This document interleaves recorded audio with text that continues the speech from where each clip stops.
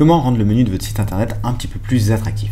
Lorsque vous débutez, en général, vous aurez tendance à faire votre menu sur fond blanc comme ici, ou alors le mettre en couleur, mais ça je vous le conseille pas, ça peut vite devenir un petit peu agressif pour l'utilisateur. Les plus avancés essayeront de mettre un fond transparent comme ici, mais nous pourrons réaliser quelque chose de bien plus sympa grâce à notre charming Elementor et à une autre extension. Et ça donnera ceci. Ce type de menu, vous voyez, avec un léger effet flou qui reste même lorsque l'utilisateur scrolle, donc lorsque l'utilisateur descend. Pour arriver à faire ça, rien de très compliqué.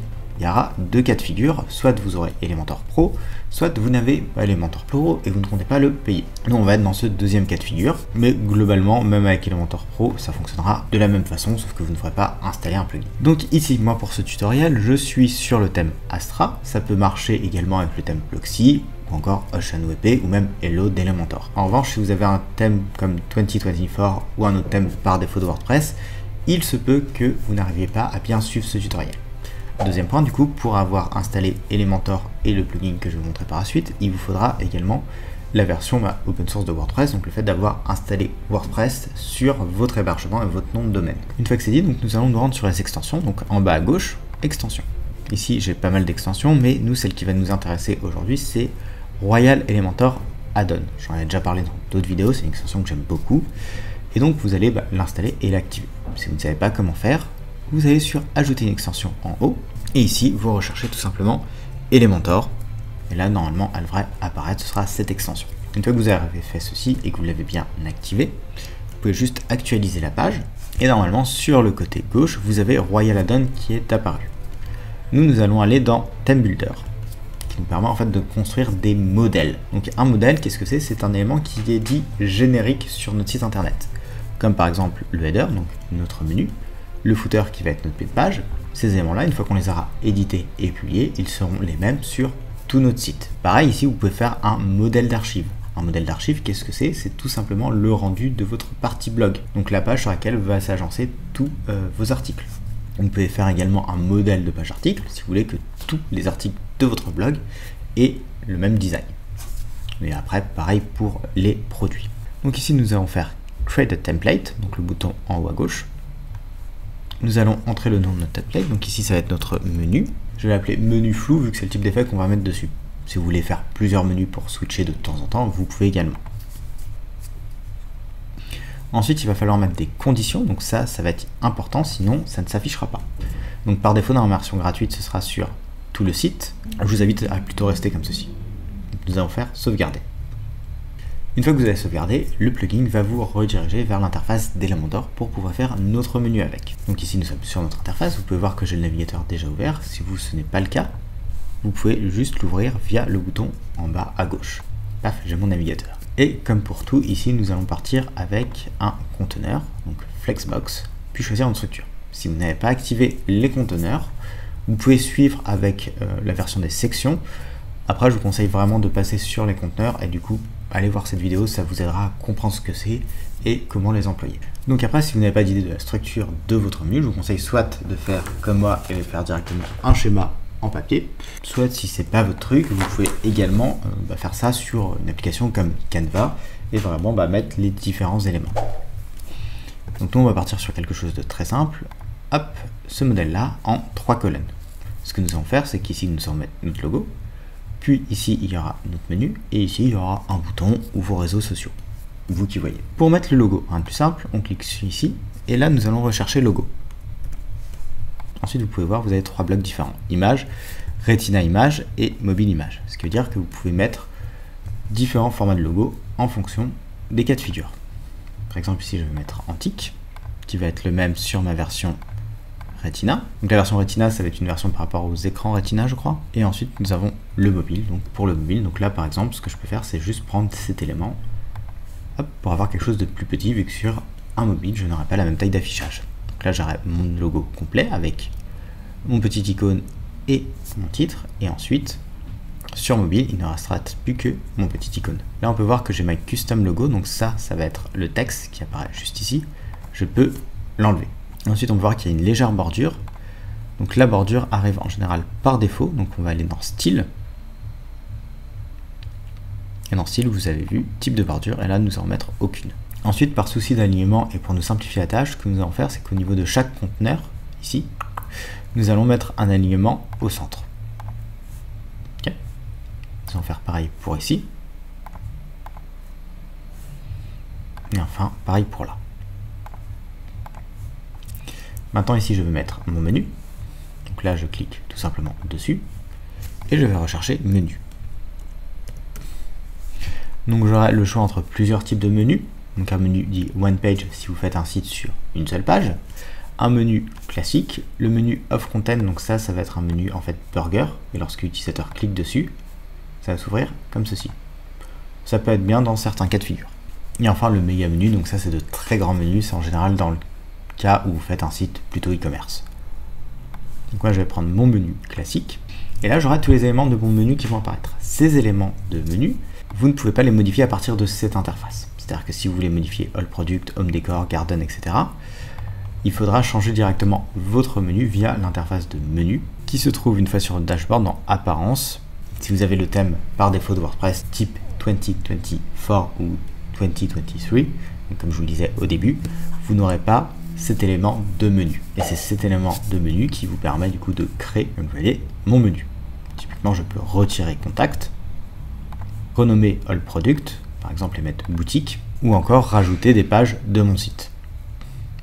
Et ensuite, une fois que j'ai fait ça, enregistrer. Puis si je retourne ici, là ça n'a pas encore changé, mais si je fais mettre à jour et que j'actualise, là on peut voir que ça a directement changé en prenant bien compte de mes modifications de menu. Donc ici, du coup, qu'est-ce que je peux faire avec cet élément-là? Eh bien, je peux tout simplement le styliser. Donc styliser, c'est-à-dire changer l'alignement, si on va rester au centre. Mes menus idem, mettre si je veux, quel genre d'icône je veux, si je veux faire un drop-down menu. Donc un drop-down menu, c'est tout simplement quelque chose comme ceci, où on a directement des sous-pages qui peuvent apparaître. Dans le cas où on aura beaucoup de sous-pages, ça deviendra le fameux méga menu. Donc là, pareil, cette petite boîte, vous pouvez la customiser pour qu'elle prenne toute la largeur. Vous pouvez également changer ce petit icône là qui par défaut est une petite flèche. Et donc tout ceci, ça se passera dans cette interface là. Vous pouvez également définir si vous voulez que l'utilisateur clique pour faire apparaître le menu ou si vous voulez que comme ici, il survole. Honnêtement, cette option là dépendra beaucoup de vos utilisateurs. Si vous avez un public qui n'est pas très habitué à l'informatique et du coup qui peut déplacer sa souris sans faire attention, le fait d'avoir des éléments qui vont apparaître comme ça peut être un petit peu angoissant ou stressant. Donc si vous allez être un public pas très habitué, je vous conseille de mettre directement l'option au clic. Ensuite vous avez mobile menu, donc ça vous permettra de customiser le rendu sur mobile, c'est-à-dire que par défaut, si je switch via le bouton du bas pour passer en mobile, hop, ça s'affichera comme ça et comme ceci. Donc ça pareil, vous pouvez le customiser via cette option là et changer du coup l'icône. Donc oui, dans la version gratuite on est plutôt limité. Ensuite changer son alignement, si vous voulez une full width, donc une largeur pleine ou pas. Donc voilà. Et enfin dans le dernier élément, vous pouvez très bien mettre vos réseaux sociaux ou mettre un bouton. Personnellement je vous conseille de mettre un bouton, donc ce qu'on va appeler un appel à l'action. Donc ça va être l'action que vous voulez que fasse l'utilisateur. Si le but de votre site internet c'est que les gens vous contactent, vous pouvez très bien mettre un bouton contact. Ce bouton pourra aller vers ma page contact par exemple, ou si sur ma page d'accueil j'ai une section contact, je vais mettre un hashtag contact pour faire ce qu'on a appelé une encre. Là je vais mettre me contacter. Donc là j'ai directement ça. Donc un menu classique. Donc maintenant ce menu, on va essayer de l'agencer un petit peu sur mobile et ensuite on verra comment mettre les faibleurs. Donc là ce que je peux faire, c'est directement faire en sorte que ceci et ceci soient sur la même rangée. Là je vais cliquer ici et en largeur je vais passer en %, mettre 45%. Faire de même ici. Ici, je vais pouvoir encore le réduire étant donné qu'il est un petit peu grand quand même par rapport au reste. Donc là, nous l'avons mis à 25, ce qui veut dire qu'ici, on peut le passer à 65. Mais là, le bouton, vous pouvez soit l'enlever, soit le laisser comme tel, ou le mettre directement sur la droite. Si vous voulez l'enlever, vous cliquez au niveau du conteneur, vous allez dans Avancer. Puis dans Avancer, vous descendez et vous avez Responsive. Et là, vous pouvez le masquer sur mobile. Ce qui fait que si je change pour aller sur tablette, il sera affiché. Pareil ici, il va falloir que j'améliore mon design. Et sur ordinateur, il sera toujours affiché. Petite astuce plutôt pratique. Donc maintenant, il est temps de faire notre fameux effet flou. Donc pour ça, on va cliquer au niveau du conteneur principal. Donc très important d'avoir le menu de navigation, c'est plus simple pour le sélectionner. Sinon, il va falloir essayer d'avoir cette languette là. Ensuite, nous allons aller dans les options avancées. Dans les options avancées, nous allons descendre et vous avez normalement Sticky Section Royal Add-on. Ça vous permettra de faire en sorte que votre menu soit fixe. Hop. Ensuite, vous allez le mettre en fixe, pareil, sur tablette et sur mobile. Et au niveau des effets de sticky, nous allons mettre Window pour que ce soit par rapport à la fenêtre. Le reste, vous n'avez pas à vous en préoccuper, sauf si vous voulez faire un petit peu de fantaisie et le fixer en bas de page. Ce qui peut être intéressant, notamment pour une navigation sur mobile. Ici, nous allons être conventionnel et le mettre au top. Le Z-index, je vous conseille de le mettre à 99. Alors, le Z-index, qu'est-ce que c'est? C'est tout simplement une valeur de superposition. C'est-à-dire que par défaut, votre site internet, vous le voyez en 2D, donc comme ceci. Mais en réalité, il y a une profondeur. Vous voyez, là j'ai mon menu, et en fait, les éléments passent derrière mon menu. Parce qu'en fait, mon site n'est pas seulement comme ça, vu qu'il est à profondeur, il est comme ça. Le Z-index, lui, vous dit en fait à quel niveau va se trouver l'élément. Cette valeur de Z-index, c'est vous qui la définissez. C'est-à-dire que vous pouvez très bien mettre juste 3 valeurs, 1, 2, 3, 3 étant celle tout en haut. Et du coup, 1, celle qui sera cachée. Donc là, par exemple, mon menu aura une valeur à 3, alors que mon contenu aura une valeur par défaut qui est à 0. Ok, c'était un petit peu technique, mais retenez qu'en gros, si vous voulez que l'élément soit devant, vous mettez la plus grosse valeur que vous avez vous-même choisie. Et moi, par défaut, je mets toujours 99, enfin 99. Ensuite, effet mouvement, on ne va pas y toucher. Responsive, pareil. Nous, ce qui va nous intéresser, c'est là. Vous avez CSS personnalisé. Donc, par défaut, en fait, on ne peut rien faire sans Elementor Pro. Mais maintenant, vous avez Custom CSS grâce à notre cher Royal Add-on. Et là, nous allons tout simplement aller sur le lien qui se trouvera sous ma vidéo, qui vous renverra vers cette page. Et là, vous prenez ce petit bout de code. Vous faites CTRL-C. Vous retournez sur votre menu. Vous faites CTRL-V. Une fois que c'est fait, vous faites mettre à jour. Puis là, vous voyez, je vais pas de menu. Si j'actualise, tac, comme ça un fond blanc, ça ne se voit pas. Voilà, là j'ai bien mon effet de flou. Maintenant, petite astuce. Ici, j'ai un décalage, ce qui fait que je n'ai pas de superposition avec mes premiers éléments. Or, si je reprends ici, vous voyez, mon menu vient directement au-dessus de mon image de fond. Et là, on peut le voir, mon nuage est en partie flou. Pour faire ça, ce que je vous conseille, c'est directement ici au niveau de votre menu, dans mise en page, sur marge, vous passez de pixel à VH, vous décochez les valeurs ensemble, et en bas, vous mettez -5, ou plus, ça dépendra en fait de votre image et de votre mise en page. Dans mon cas ici, j'ai mis une valeur à -5 VH, étant donné que j'ai un contenu qui est plutôt centré et relativement bas. Ok, donc là on a fait un effet qui est très simple. Si vous voulez, vous pouvez très bien changer les valeurs qui sont ici, ça changera le rendu. Vous pouvez également jouer sur la couleur de fond de votre menu, ce qui changera encore une fois le rendu. Par exemple, si je vais au niveau du style, en classique, je vais mettre une couleur, par exemple bleu, que je vais réduire son opacité, sinon ça ne va pas très bien marcher. Là, je vais faire mettre à jour. Je retourne sur Rex. J'actualise Rex et on peut voir qu'il a maintenant une légère teinte bleue. Donc soit vous pouvez faire comme j'ai fait là et y aller en tâtonnant, soit vous pouvez vous servir d'un site qui est css.glass, qui vous permet en fait d'avoir directement un retour visuel du code que vous allez pouvoir implémenter pour mettre ce fameux effet flou. Et là on peut voir que nous avons Glass Morphisme et une zone blanche par-dessus. Cette zone blanche est éditable via les petits curseurs juste ici. Vous voyez, donc si je vais mettre le flou tout à droite, on n'y voit plus rien, et ensuite je peux le réduire. Et ça ajuste automatiquement les valeurs qui sont juste ici. Puis pareil pour la transparence, je peux être très transparent, ou au contraire, très opaque.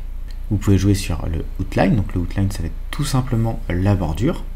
Après cette bordure là, dans le cas d'Elementor, vous pouvez directement jouer dessus au niveau de votre conteneur. Et pareil sur la couleur à la rigueur je peux comprendre, comme ça vous avez directement le retour. C'est un petit peu plus simple que de passer par Elementor. Concernant le outline, pas quelque chose qui, dans le cas du menu, j'entends, j'utilise énormément. Et voilà, donc là on a un petit effet transparent avec une légère teinte bleutée. Et ensuite, une fois que vous avez trouvé l'ajustement que vous voulez, vous cliquez sur le gros bouton Copy CSS, vous retournez sur votre menu au bon endroit. Là je vais juste remettre mon blanc à 0. Dans c'est nous descendons, Custom CSS. Et là, vous pouvez directement mettre le code que vous venez d'avoir. Et donc voilà, vous avez fait un magnifique effet que vous pouvez reproduire sur d'autres éléments. Et ça, ce sera l'objet d'une autre astuce. Ok, donc maintenant, il vous restera plus qu'à faire en sorte que votre menu s'affiche bien sur mobile. Si vous voulez un petit peu plus d'astuces et de conseils sur ce qu'on appelle du coup le responsive, et ben n'hésitez pas à aller voir cette vidéo qui justement traite du sujet avec toujours notre cher ami Elementor. Et sur ce, je vous souhaite une bonne journée et à bientôt.